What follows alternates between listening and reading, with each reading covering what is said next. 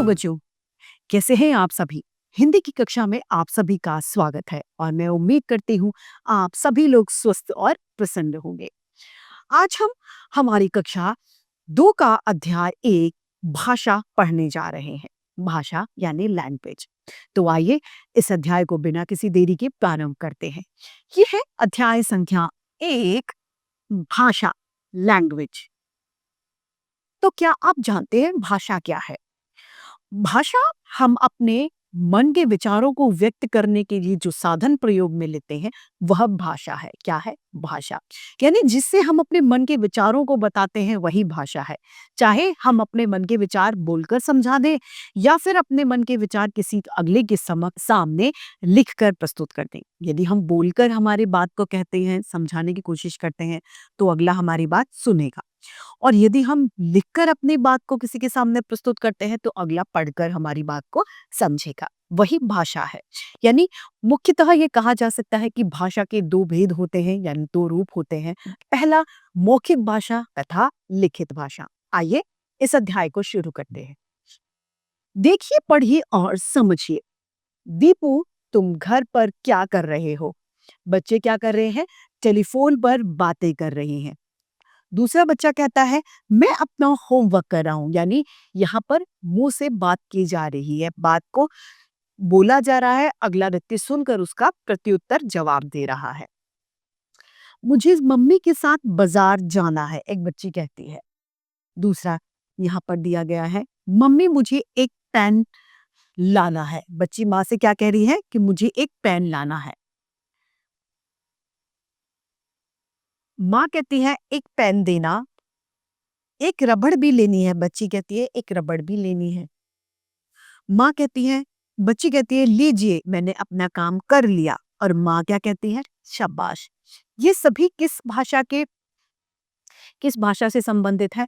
ये सभी मौखिक भाषा से संबंधित बातें हैं।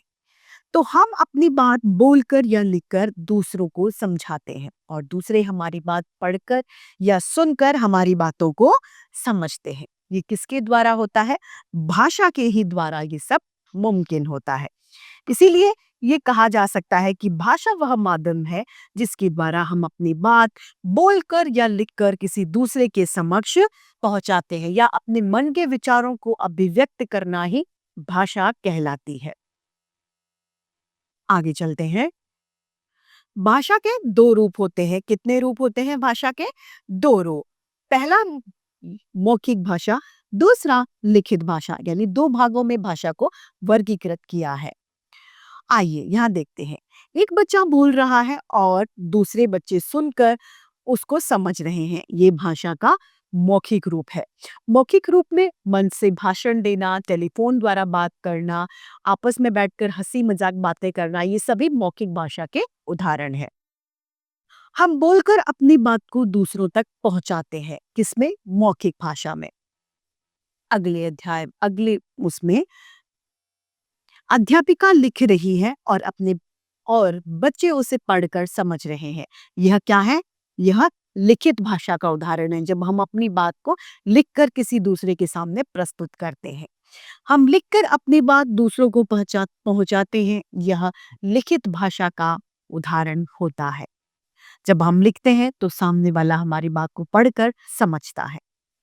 जीव जंतु की अपनी कुछ बोलियां होती हैं। आइए इन्हें देखते हैं। कुत्ता क्या करता है? भौंकता है, भौं भौं। मेंढक टरटराता है, टर टर। बिल्ली म्याऊं म्याऊं करती है। मोर पीहू पीहू की आवाज लगाता है। कोयल कूकती है, जिसका स्वर बहुत अच्छा लगता है, मीठा लगता है। हाथी चिंघाड़ता है। कबूतर गुटरगू करता है। चिड़िया ची ची करती है। शेर दहाड़ता है तथा गाय रंभाती है। तो इसी के साथ में हमारा यह अध्याय समाप्त होता है। आइए इसे एक बार संक्षेप में दोहराते हैं और जान लेते हैं कि हमने इस अध्याय से क्या सीखा।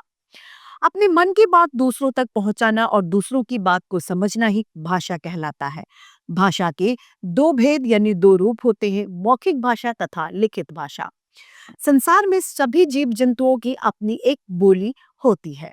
तो इसी के साथ हमारा ये अध्याय समाप्त होता है और मैं आशा करती हूँ कि आप सभी को ये अध्याय भली-भांति रूप से समझ में भी आया होगा। आज के लिए इतना ही, फिर मिलते हैं। धन्यवाद।